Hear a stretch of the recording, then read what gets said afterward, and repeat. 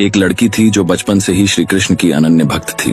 भजन पूजन करती, सेवा में लगी रहती। समय बीता, भगवान की कृपा से उसका विवाह श्री धाम वृंदावन के एक अच्छे परिवार में हो गया। विवाह के बाद पहली बार जब वृंदावन जाने का अवसर मिला तो नई दुल्हन होने के कारण कहीं जा न सकी और मायके लौट गई। कुछ समय बाद पति स्वयं लेने आया और उसे लेकर फिर वृंदावन लौट आया। शाम का समय था। यमुना किनारे रुककर पति बोला, मैं यमुना जी में स्नान करता हूँ, तुम इस पेड़ के नीचे बैठो और सामान देखो। वह लड़की घूंघट निकाल कर बैठ गई। बैठे बैठे सोचने लगी, ठाकुर जी ने मेरी कितनी सुन ली। बचपन से भक्ति करती आई और अब विवाह भी वृंदावन में हुआ, पर अब तक ठाकुर जी से कोई संबंध नहीं जोड़ा। फिर विचार आया, मेरे पति 20 वर्ष के हैं, ठाकुर जी तो 16 के होंगे, तो ठाकुर जी मेरे देवर हुए। आज से ठाकुर जी मेरे देवर। वो मन ही मन प्रसन्न हो गई और ठाकुर जी से बोली, अब तुम मुझे भाभी कहोगे। तभी एक 12-13 साल का बालक आया और बोला, भाभी भाभी। वह चौंकी, सोचा मैं तो यहाँ नहीं हूँ, कौन पुकार रहा है। बालक बार बार पुकारता रहा। वह चुपचाप बैठी रही, घूंघट कस लिया, पर वह बालक जबरदस्ती घूंघट उठाकर मुस्कुराता हुआ भाग गया। थोड़ी देर बाद पति लौटा। लड़की ने सब बताया। पति बोला, कोई शरारती बालक रहा होगा, फिर कभी दिखा तो देख लूंगा। कुछ दिन बाद सास ने कहा, अब बहू को बांके बिहारी जी के दर्शन करा लाओ।